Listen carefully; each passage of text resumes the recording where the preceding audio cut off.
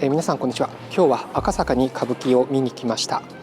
赤坂サカスの中の赤坂アクトシアターというところで山名の裏里という話を見ます。タモリが原案を出して、で鶴瓶が落語にして、それを中村屋が受けて歌舞伎にしたという話です。私は見るのが初めてです。楽しみです。それでは赤坂で歌舞伎を楽しみましょう。レッツゴー。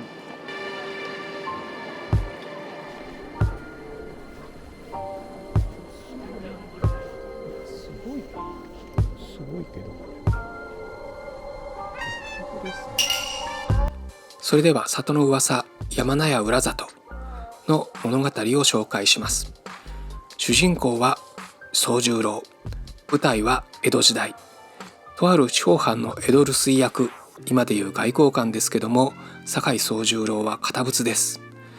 真面目すぎて他藩の留守居役からバカにされています。飲めや歌えやどんちゃん騒ぎをしている時に宗十郎は一人お酒を飲まないで、そして次回の打ち合わせは皆でそれぞれの藩の将来を語り合いましょうという提案をします。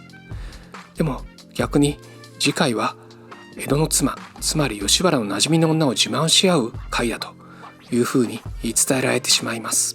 で、お前も連れてこいと。宗十郎が困って一人で歩いていると、かんざしを落とした裏里という花魁に会います。宗十郎は袴を濡らしながら裏里のかんざしを拾ってあげます。そうだ、裏里に頼もう。宗十郎は裏里が属している山名屋の旦那のところに頼みに行きます。でも旦那はそんなこと認められないというふうに断ります。でも粋に感じた裏里は私が行きましょうと言ってくれます。さて当日、他の藩の留守居役たちは江戸の妻吉原の遊女たちと一緒に楽しく飲んでいます。でも宗十郎が現れても裏里は現れません。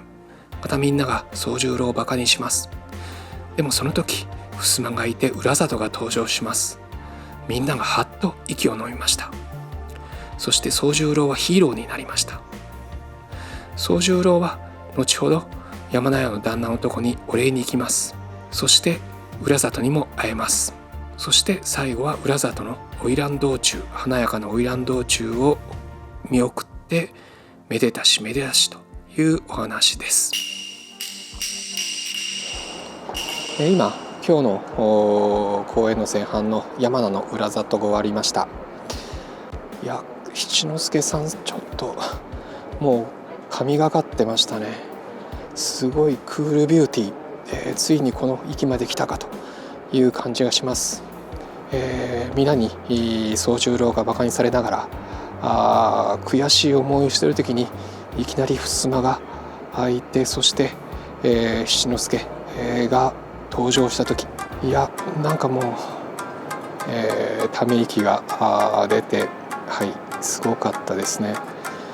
そして、最後ですけども、城内の照明がすべて消えて、で山名屋の周りに白と赤の提灯が灯り、そしてそこから花魁道中が始まった時の美しさ、そのシーンも本当に美しくできてました。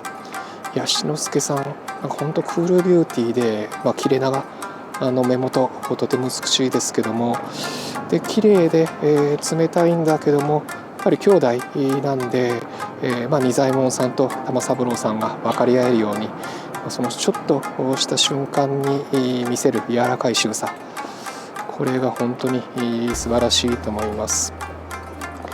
2つ目、最近組織で生きる猫という働き方という本を読みました。いろんな人を猫、犬、虎、ライオンの4象限に分けてます。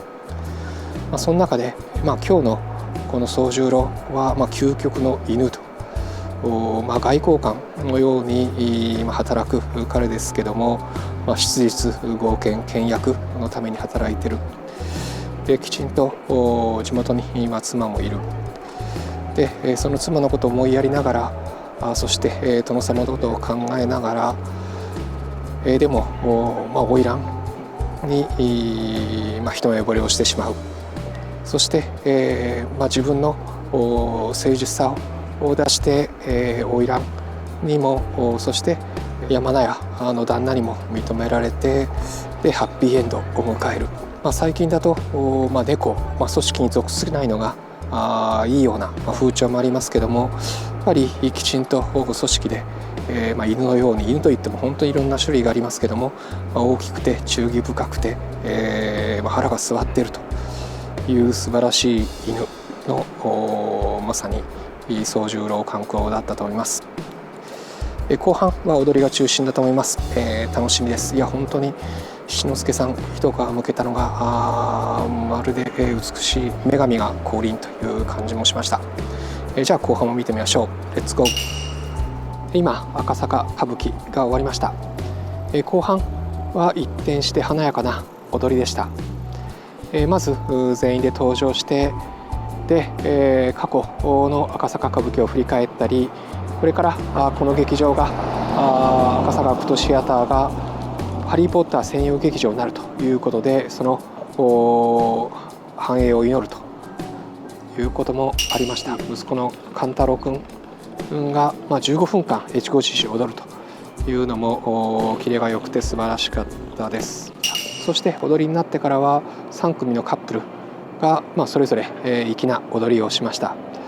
特に勘九郎さんの息子の長三郎さん、長三郎くんが可愛かったです。でもきちんと足を踏み鳴らして可愛い踊りきちんと見せました。そして最後はなんと長三郎くんがハリー・ポッターの背景になった舞台の中を宙乗りで飛んで、そして去っていきました。とっても面白い演出でした。中村屋総出の歌舞伎でしたし、前半は鶴瓶の落語をもとにしたきちんとよくできた脚本のほろりとする話でしたし、とてもトータルで面白い舞台でした。11月の歌舞伎座のコンパクトの忠臣蔵も若手が競って、若手イケメンが競ってましたし、それぞれの劇場でそれぞれの役者が工夫しながら短い時間の中で素晴らしい歌舞伎を届けていると思います。歌舞伎楽しみです。いいねしてくださると嬉しいです。そして、チャンネル登録してくださるとまた情報をお届けします。それではこれからも和の旅を続けましょう。それではまた。